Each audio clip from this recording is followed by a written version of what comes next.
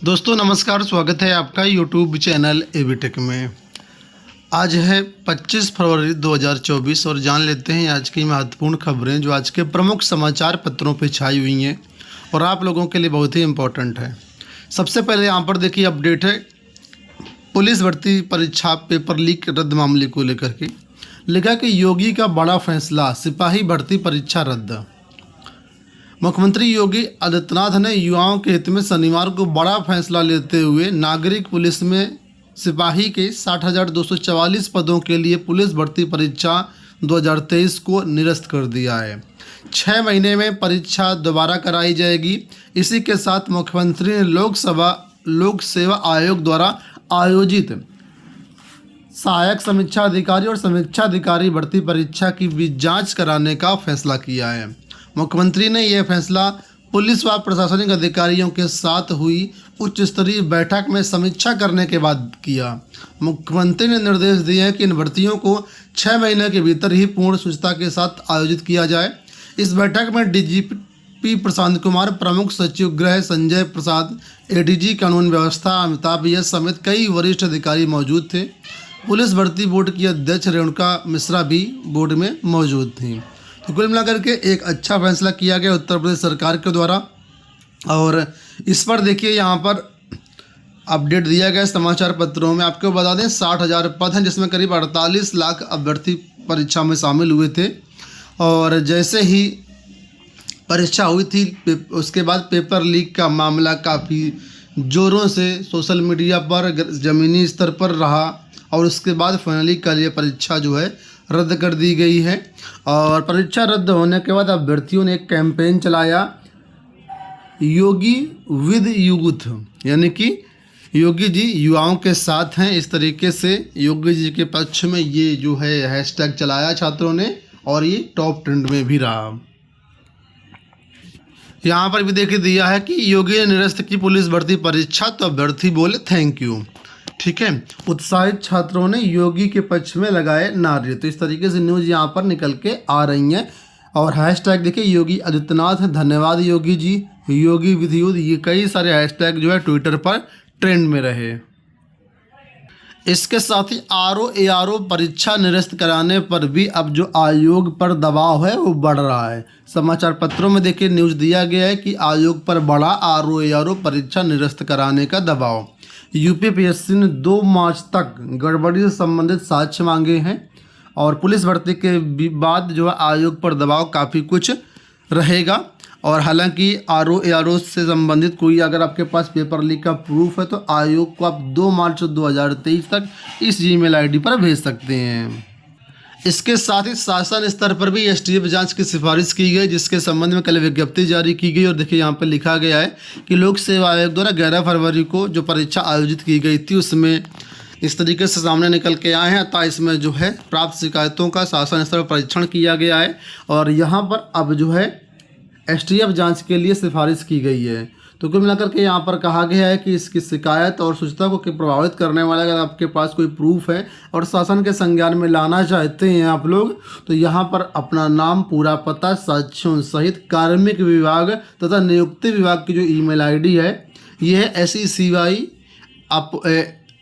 appoint@nic.in। यहाँ पर 27 फरवरी तक आप लोग सरकार को भेज सकते हैं। अपर मुख्य सचिव की तरफ से कल ये विज्ञप्ति जारी की गई थी।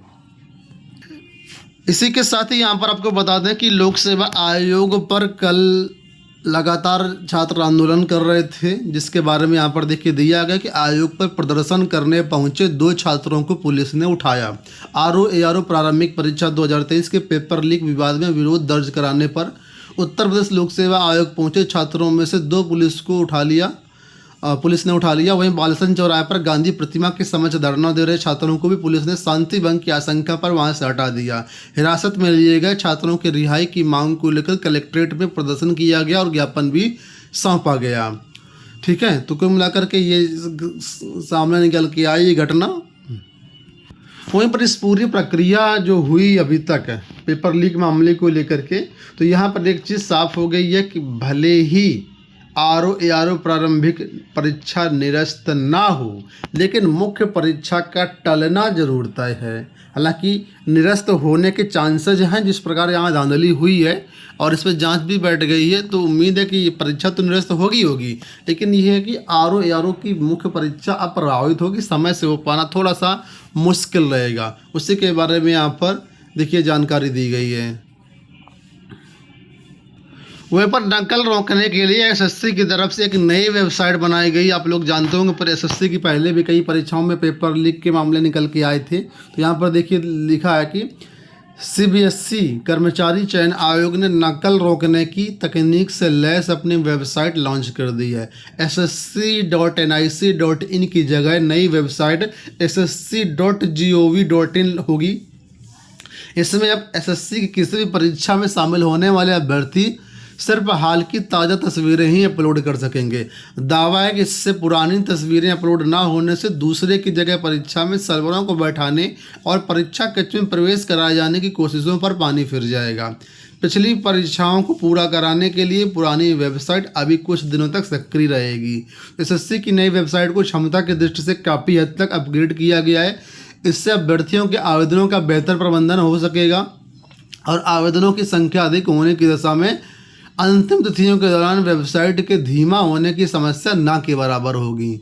तो ये SSC की नई वेबसाइट जारी की गई ssc.gov.in, ठीक है। तो इससे नकल रोकने में काफ़ी हेल्प मिलेगी, ऐसा यहाँ पर दावा किया जा रहा है। अब कितना हेल्प होगी ये तो आने वाले वक्त पर पता चलेगा आपको, लेकिन हाँ थोड़ा टेक्नोलॉजी अपग्रेड की गई है।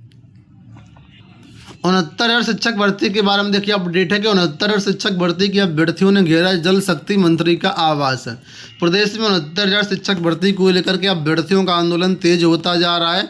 शनिवार को अभ्यर्थियों ने सुबह जल शक्ति मंत्री स्वतंत्र देव सिंह के आवास का घेराव किया। इस दौरान अभ्यर्थियों की पुलिस से तीखी नोकझोंक व धक्का मुक्की भी हुई। कुछ दिनों से लगातार प्रदर्शन कर रहे अभ्यर्थी सुबह अचानक मंत्री स्वतंत्र देव सिंह के आवास पहुंच गए।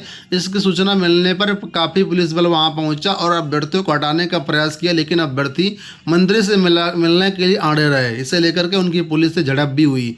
इसके बाद उन्हें जबरदस्ती इको गार्डन भेज दिया गया। अभ्यर्थियों का नेतृत्व कर रहे विजय यादव ने कहा कि पुलिस ने कई युवाओं को पीटा, इसमें कई चोटिल भी हुए हैं। पुलिस पीड़ित युवाओं को न्याय दिलाने की जगह उनका उत्पीड़न कर रही है। अब पुलिसकर्मी में न्याय मांगने के आंदोलन न करने का दबाव बना रहे हैं। अगली अपडेट देखो यहाँ पर है, लिखा है कि अब MCA धारक भी बन सकेंगे कंप्यूटर शिक्षक।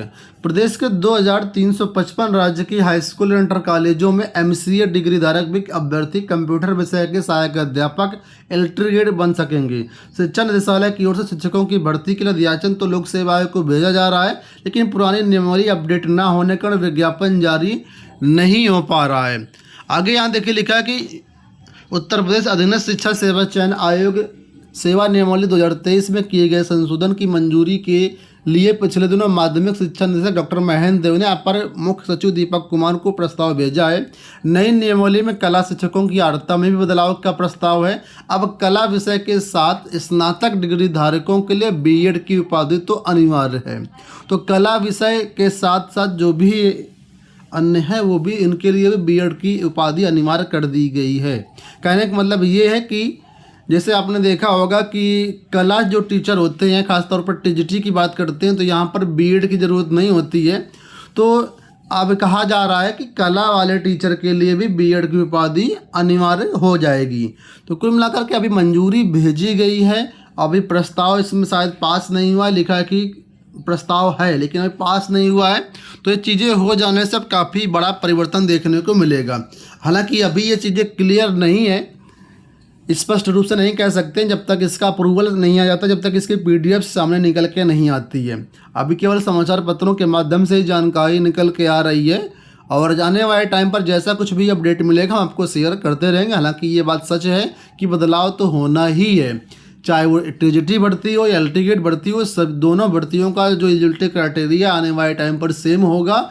और B.Ed वगैरह भी TGT में तो लागू है, ये PGT में भी लागू होने की जानकारी मिली है। अब कब लागू होगा, कितना वक्त है, अभी इसके बारे में स्पष्ट नहीं बताया जा सकता है।